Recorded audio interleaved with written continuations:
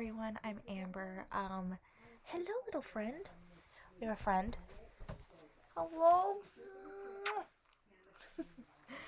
So back when I first started my channel, I read a lot of my poetry. And I kind of fell into a bit of a poetic rut with that.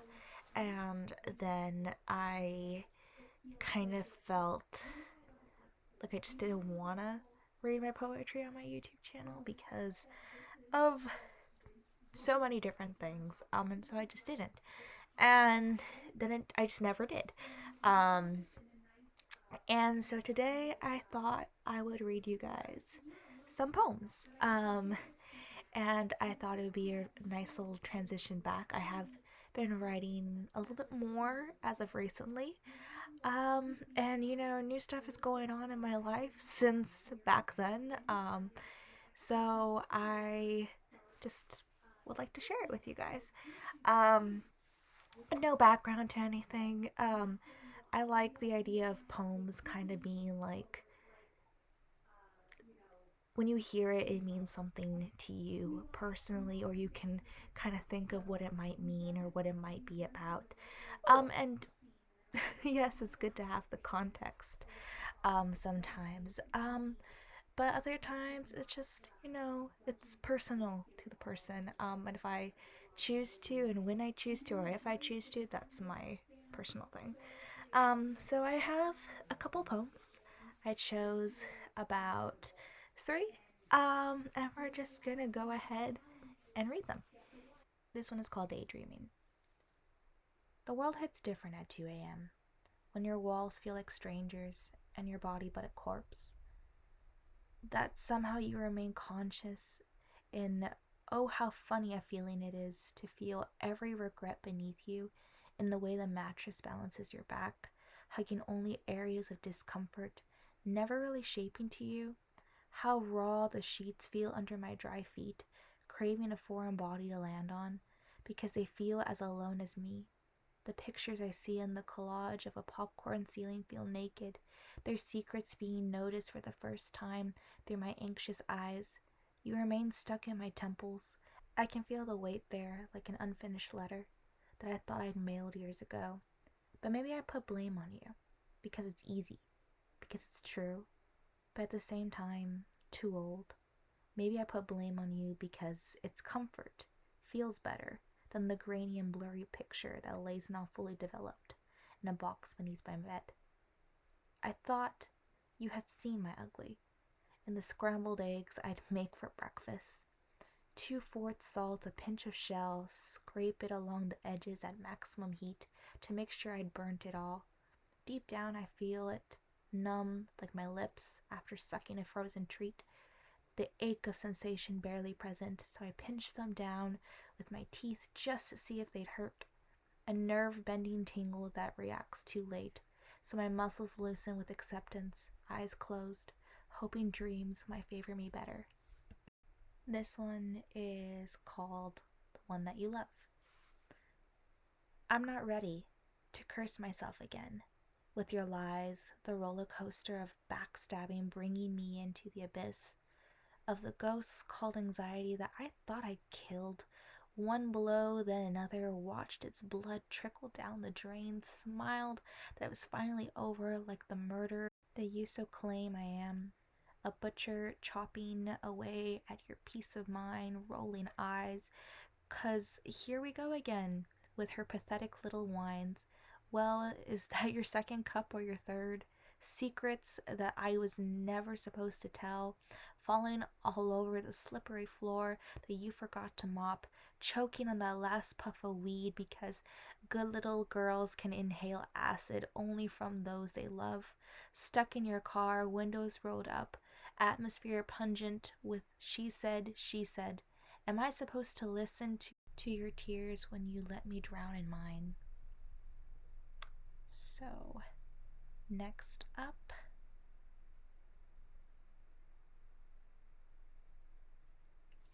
we have one that I know I'm going to butcher the title of because I always butcher Spanish when I try to say it. And then when I don't try to say it, it comes out perfectly fine. This is Me siento traicionada por mi cultura. For not loving me as I am when my parents wanted better for us. They found themselves no longer in the graffitied streets of East LA. Why must I be condemned for a choice I did not make, for an upbringing molded by hunger, yearning, and love? Why must the melanin in my skin, warm like the soil that nourishes roots to grow and creates life, feel like a curse? I do not speak their language. I do not know their struggles, so my own struggles mean nothing in comparison. I do not wish to fight. I am exhausted from falling in love with a heritage that will never feel like it is mine. When all my parents' perseverance came at a standstill, when we went from a 5-room house nuzzled deep within the valley, hugged by pine and red brick, to a 1-bedroom built for 5, in my grandma's old McDonald home, I practiced my choppy Spanish in the streets, buying ice cream from the local vendors, and through eavesdropping behind the chipped, hollow walls of 1247. I became a young adult as I wrestled with my inner morals, the feistiness of spicy food and bandas, and what others there expected me to be. I remember their questions, their eyes, lies, and verbal beatings, from educated individuals nonetheless. Studying at ELEC felt like the Hunger Games sometimes. Well, it did for an outsider like me. Maybe they all just eventually pretended that I somehow fit in. The truth crawled out through a phone call in the summer of 2020. I arrived back in the valley, someone stuck in the limbo of Spanglish and nostalgia, a heart layered by my childhood and the fireworks that kept me up all those nights. Me siento traicionada por mi infancia, the place I grew up, where I'm supposed to come from. One is called She Calls Me But I'm Not Awake. Is it love if the waves wash away the sun? A steady heartbeat turned heartache. Would you believe me if I said that I wasn't okay? Would it matter if I prayed? Will you see the beggar? Was I starving too much for your common sense, chipping away in your peripheral vision? I called for you so loudly, but I guess that the music was much too loud. Would it matter if I cried myself to sleep? The exhaustion too much to open my eyes. I can dance in my dreams, free in mind but not in matter. Well, if only for a minute or two. The ballad of ghosts still know when and how to float back in.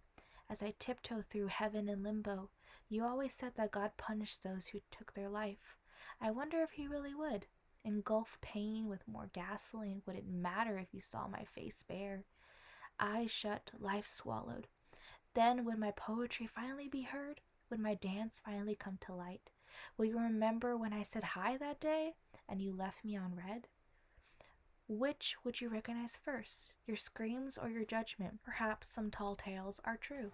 Perhaps that of fiction is the lie, a girl too well read, too well criticized. Belle found beauty in the beast. Maybe I resonated with the wrong fairy tale. I want to read 2 more, but I'm not sure which ones. Alright. This one is called My Childhood is Dead. A husk of long lost smiles and memories that I can only access in my deepest of dreams, where your mutilated body still walks alive and well. Youth masking your features, you don't even have the tattoo we used to identify you yet. He lives there too, clothes soaked in strong cologne instead of weed. I used to travel on his shoulders, white shirt, gold chain. Perhaps I could take this one for a walk instead. Now his overgrown long sleeve hangs ominously on the shadow in the kitchen, recounting and reminiscing about old times. Then there's the boy who died still just a boy. In my mind, he spent summers asleep in my grandma's guest room, the one we stored the Halloween figures in early September. He jumps in lakes and arm wrestles with my little brother, hikes up mountains way faster than I, the one I hadn't seen in years and now is a permanent picture in my subconscious. Do you remember when? Words that throb at my temples, grief not properly managed but twisted in my insides, waiting to pour out when someone pokes me the right way. Knife and nail, pick at the scab, open the casket to ashes I'd like to embrace again. Sorry, there's like something on my nose and it's like been bugging me. I don't even know if it's still there. All right, let's do one more.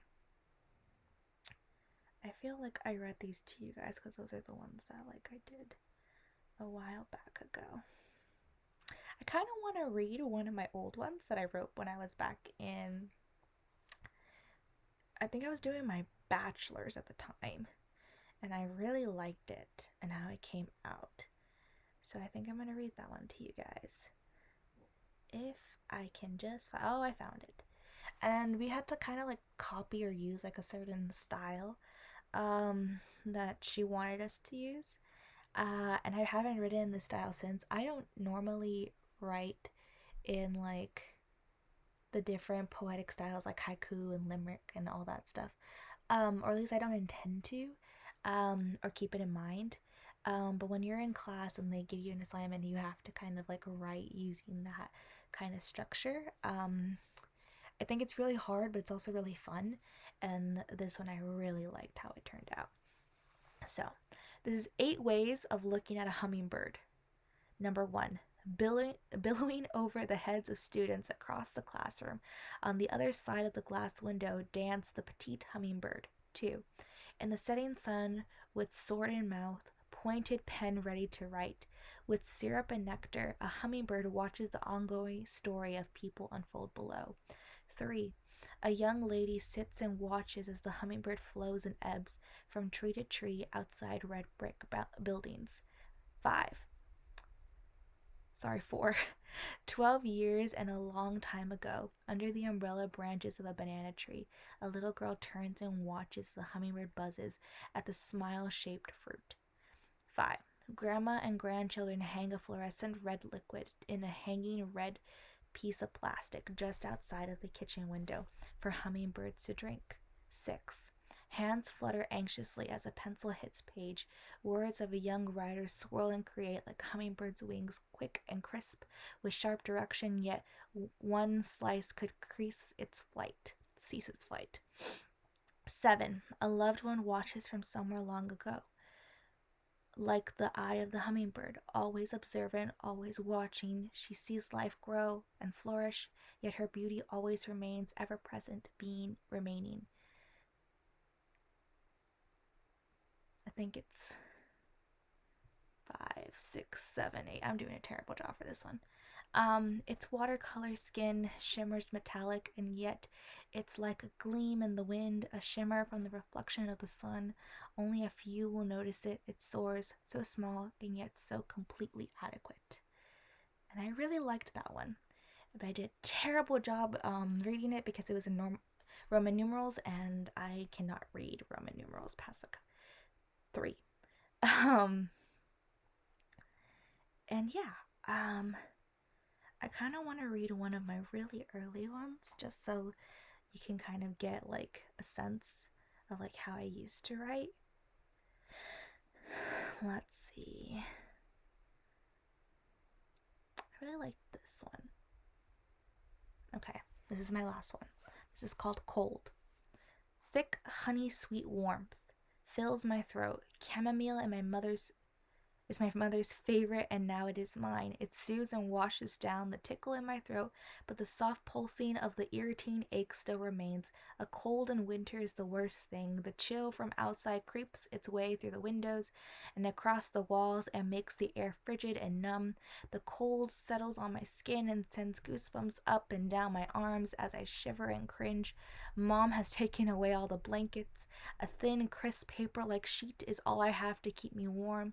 The soft, warm luxury of wool and cotton will only make the fever go up and the shivers continue. The minty chill of Vicks Vapor Rub on my sweating chest and the socks on my feet moist with the stench of alcohol also contribute to the contradicting remedies that used cold to get rid of a cold. So, I'm going to give a little background for that one. My mom is very much, or she was very much into like Hispanic remedies, how to get rid of a cold, and she still does, but I remember them very much and more so when I was a kid.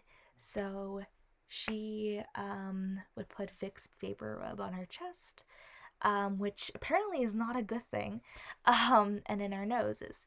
Um, and I hate Vicks because of that, because I just remember I hate any oily substance on me, and that was just like the most horrific thing ever, and especially because you're sweating and you're sick. Terrible, terrible, terrible. And then she would wet her socks with alcohol and put it on her feet, and it was supposed to lower down the fever.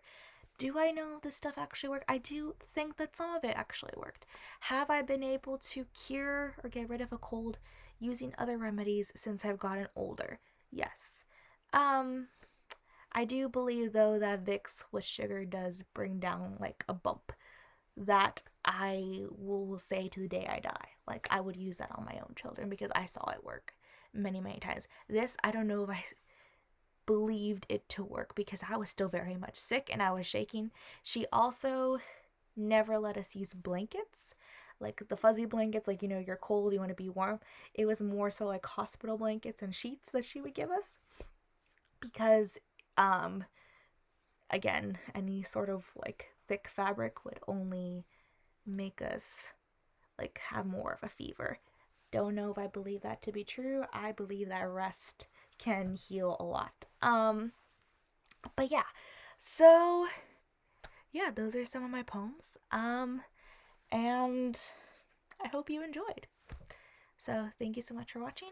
Hope to see y'all real soon.